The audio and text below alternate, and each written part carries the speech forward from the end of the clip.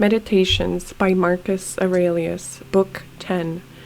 Wilt thou then, my soul, never be good and simple and one and naked, more manifest than the body which surrounds thee? Wilt thou never enjoy an affectionate and contented disposition? Wilt thou never be full and without a want of any kind, longing for nothing more, nor desiring anything, either animated or inanimated, for the enjoyment of pleasure, nor yet desiring time wherein thou shalt have longer enjoyment, or place, or pleasure climate, or society of men with whom thou mayest live in harmony? But wilt thou be satisfied with thy present condition, and pleased with all that is about thee?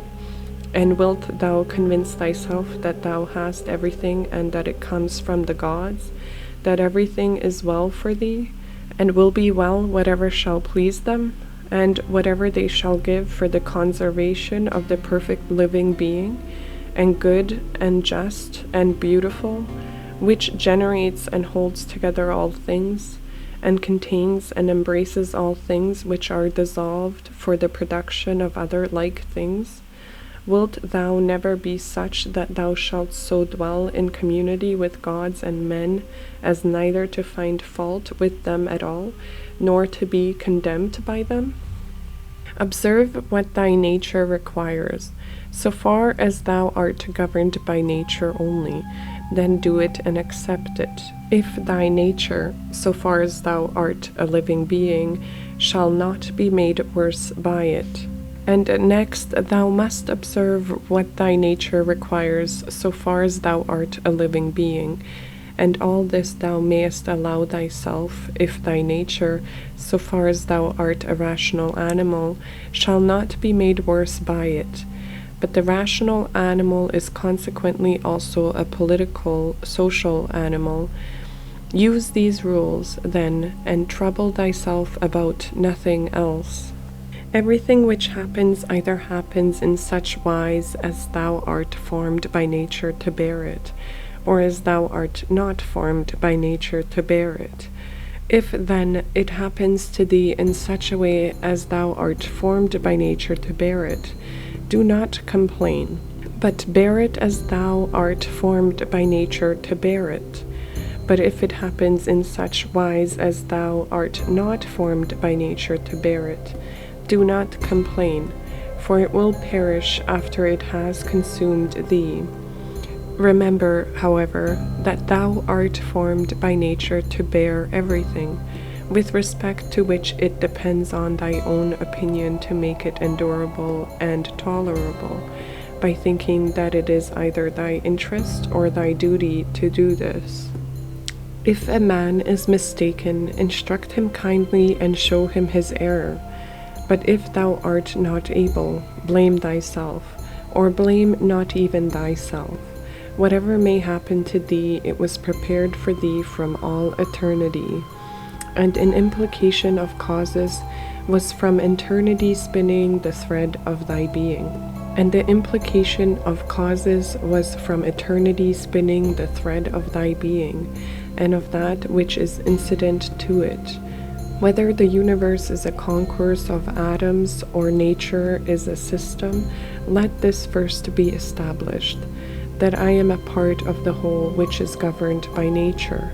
Next, I am in a manner intimately related to the parts which are of the same kind with myself. For remembering this, inasmuch as I am a part, I shall be discontented with none of the things which are assigned to me out of the whole. For nothing is injurious to the part, if it is for the advantage of the whole. For the whole contains nothing which is not for its advantage, and all natures indeed have this common principle. But the nature of the universe has this principle besides, that it cannot be compelled even by an external cause to generate anything harmful to itself. By remembering then that I am a part of such a whole, I shall be content with everything that happens. And inasmuch as I am in a manner intimately related to the parts which are of the same kind with myself, I shall do nothing unsocial, but I shall rather direct myself to the things which are of the same kind with myself, and I shall turn and my efforts to the common interest, and divert them from the contrary.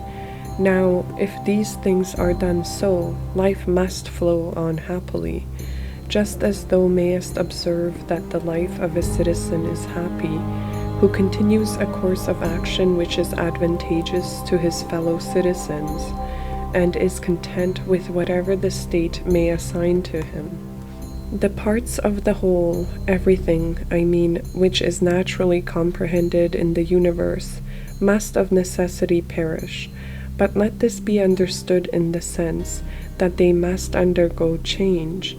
But if this is naturally both an evil and a necessity for the parts, the whole would not continue to exist in a good condition, the parts being subject to change and constituted so as to perish in various ways.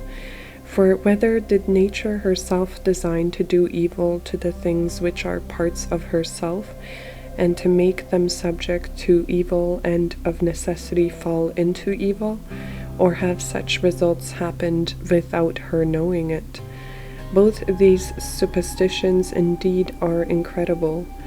But if a man should even drop the term nature as an efficient power, and should speak of these things as natural, even then it would be ridiculous to affirm at the same time that the parts of the whole are in their nature subject to change, and at the same time to be surprised or vexed as if something were happening contrary to nature, particularly as to dissolution of things is into those things of which each thing is composed.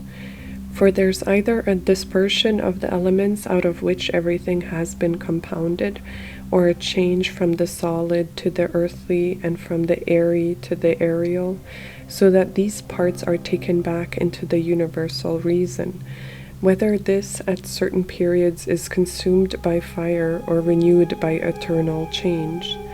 And do not imagine that the solid and the airy part belong to thee from the time of generation, for all this received its assertion only yesterday and the day before, as one may say, from the food and their air which is inspired. This then which has received the assertion changes not that which thy mother brought forth, but suppose that this which thy mother brought forth implicates thee very much with that other part, which has the peculiar quality of change. This is nothing in fact in the way of objection to what is said. When thou hast assumed these names, good, modest, true, rational, a man of equanimity, and magnanimous, take care that thou dost not change these names, and if thou shouldst lose them, quickly return to them.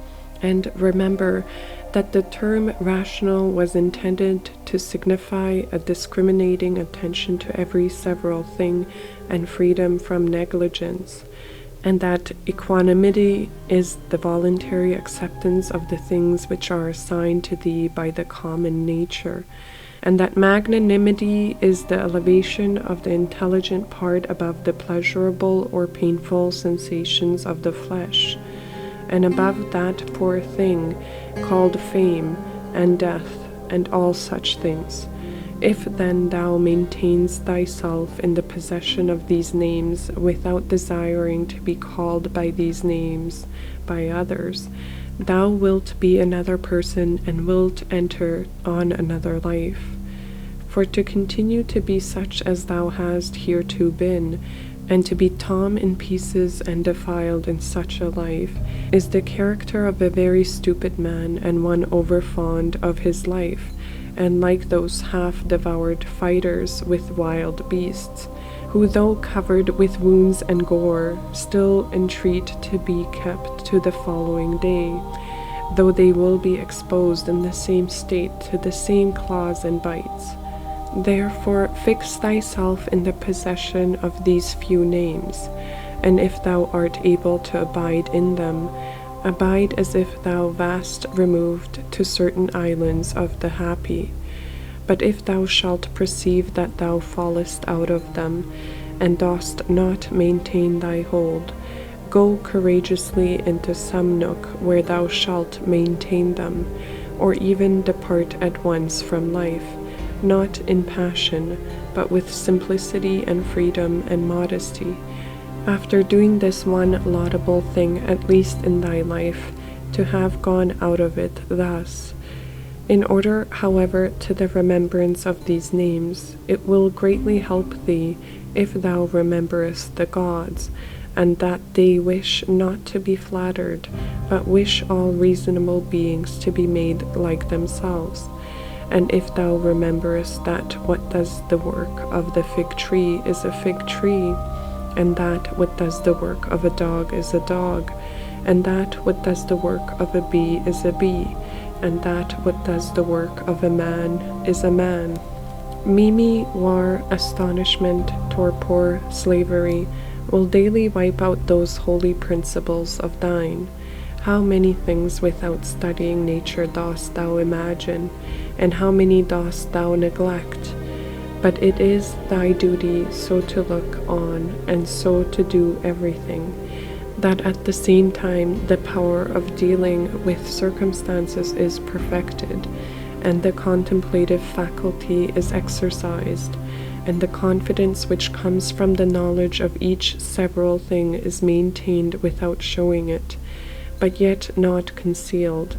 For when wilt thou enjoy simplicity, when gravity, and when the knowledge of every several thing, both what it is in substance, and what place it has in the universe, and how long it is formed to exist, and of what things it is compounded, and to whom it can belong, and who are able both to give it and take it away.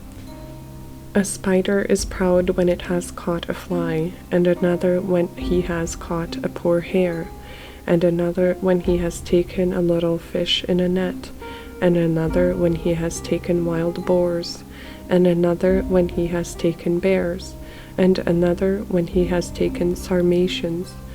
Are not these robbers, if thou examinest their opinions? Acquire the contemplative way of seeing how all things change into one another, and constantly attend to it, and exercise thyself about this part of philosophy, for nothing is so much adapted to produce magnanimity. Such a man has put off the body, and as he sees that he must, no one knows how soon, go away from among men and leave everything here. He gives himself up entirely to just doing in all his actions, and in everything else that happens he resigns himself to the universal nature. But as to what any man shall say or think about him or do against him, he never even thinks of it, being himself contented with these two things, with acting justly in what he now does, and being satisfied with what is now assigned to him. And he lays aside all distracting and busy pursuits, and desires nothing else than to accomplish the straight course through the law, and by accomplishing the straight course to follow God. What need is there of suspicious fear, since it is in thy power to inquire what ought to be done? And if thou seest clear, go by this way content, without turning back. But if thou dost not see clear, stop and take the best advisers. But if any other things oppose thee, go on according to thy powers with due consideration. Keep to that which appears to be just. For it is best to reach this object, and if thou dost fail, let thy failure be in attempting this. He who follows reason in all things is both tranquil and active at the same time, and also cheerful and collected. Inquire of thyself as soon as thou wakest from sleep, whether it will make any difference to thee if another does what is just and right, it will make no difference. Thou hast not forgotten, I suppose, that those who assume arrogant airs in bestowing their praise or blame on others are such as they are at bed and at board, and thou hast not forgotten what they do, and what they avoid and what they pursue, and how they steal and how they rob, not with hands and feet, but with their most valuable part, by means of which there is produced, when a man chooses, fidelity, modesty, truth, law, a good daemon, happiness. To her who gives and takes back all, to nature, to man who is instructed and modest, says, give what thou wilt, take back what thou wilt, and he says this not proudly, but obediently and well pleased with her. Short is the little which remains to thee of life. Live as on a mountain, for it makes no difference whether a man lives there or here, if he lives everywhere in the world as in a state, political community. Let men see, let them know a real man who lives according to nature. If they cannot endure him, let them kill him. For that is better than to live thus as men do, no longer talk at all about the kind of man that a good man ought to be, but to be such. Constantly contemplate the whole of time and the whole of substance, and consider that all individual things as to substance are a grain of a fig, and as to time, the turning of a gimlet. Look at everything that exists, and observe that it is already in dissolution and in change, and as it were putrefaction or dispersion, or that everything is so constituted by nature as to die. Consider what men are when they are eating, sleeping, generating, easing themselves, and so forth. Then what kind of men they are when they are imperious and arrogant, or angry and scolding for their elevated place. But a short time ago to how many they were slaves and for what things, and after a little time consider in what a condition they will be. That is for the good of each thing, which the universal nature brings to each, and it is for its good at the time when nature brings it. The earth loves the shower, and the solemn ether loves, and the universal loves to make whatever is about to be. I say then to the universe, that I love as thou lovest. And is not this too said, that this or that loves is wont to be produced?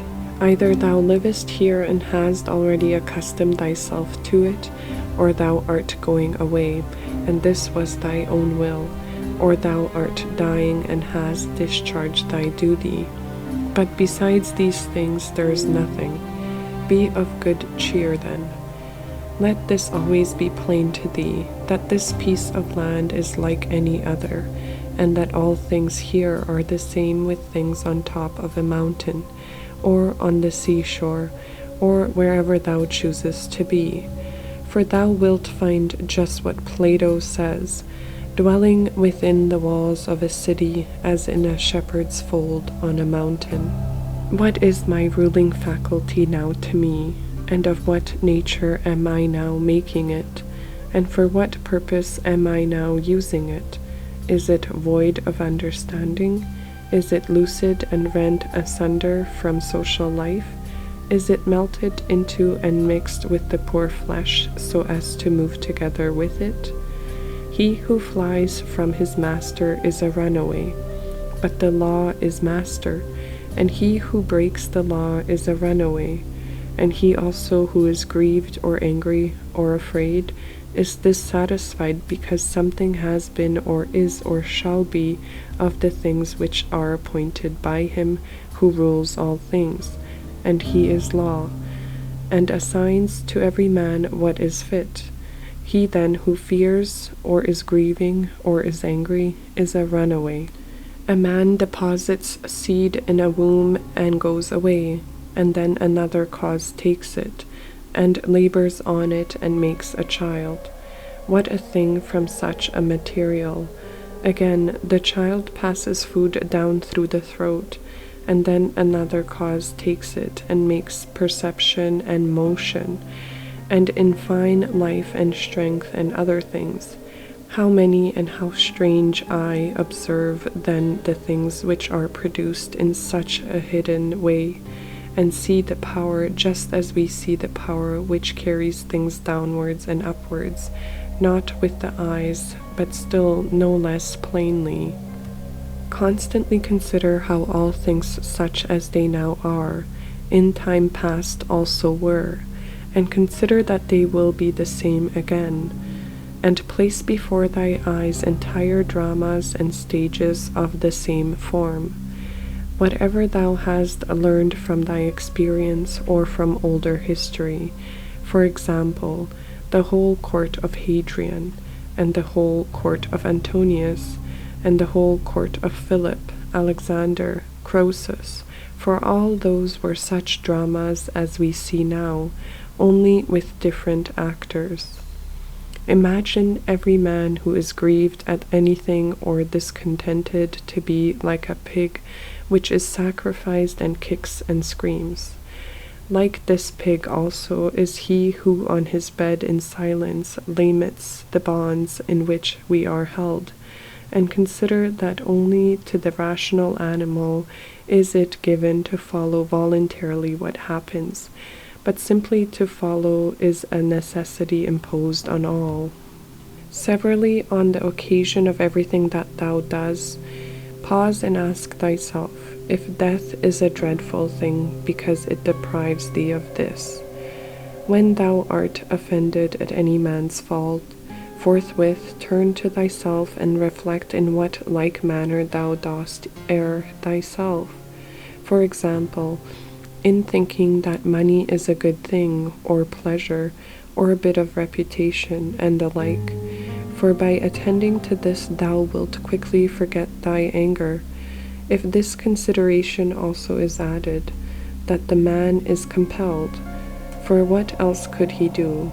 Or if thou art able, take away from him the compulsion. When thou hast seen Satyron the Socratic, think of either Eutychus or Hymen, and when thou hast seen Euphrates, think of Eutychian or Silvanos, and when thou hast seen Alciphron, think of Tropiophorus, and when thou hast seen Xenophon, think of Credo or Service, and when thou hast looked on thyself, think of any other Caesar, and in the case of every one do in like manner. Then let this thought be in thy mind. Where then are those men? Nowhere, or nobody knows where. For thus continuously thus wilt look at human things as smoke and nothing at all, especially if thou reflects at the same time that what has once changed will never exist again in the infinite duration of time. But thou, in what a brief space of time is thy existence, and why art thou not content to pass through this short time in an orderly way? What matter and opportunity for thy activity art thou avoiding? For what else are all these things, except exercise for the reason, when it has viewed carefully and by examination into their nature the things which happen in life? Preserve then until thou shalt have made these things thy own, as the stomach which is strengthened makes all things its own, as the blazing fire makes flame and brightness out of everything that is thrown into it. Let it not be in any man's power to say truly to thee that thou art not simple or that thou art not good, but let him be a liar whoever shall think anything of this kind about thee, and this is altogether in thy power. For who is he that shall hinder thee from being good and simple? Do thou only determine to live no longer, unless thou shalt be such? For neither does reason allow thee to live, if thou art not such. What is that which, as to this material, our life, can be done or said in the way most conformable to reason? For whatever this may be, it is in thy power to do it or to say it, and do not make excuses that thou art hindered. Thou wilt not cease to lament till thy mind is in such a condition that, what luxury is to those who enjoy pleasure, such shall be to thee, in the matter which is subjected and presented to thee, the doing of the things which are conformable to man's constitution. For a man ought to consider as an enjoyment everything which it is in his power to do according to his own nature. And it is in his power everywhere. Now it is not given to a cylinder to move everywhere by its own motion, nor yet to water, nor to fire, nor to anything else which is governed by nature or an irrational soul. For the things which check them and stand in the way are many.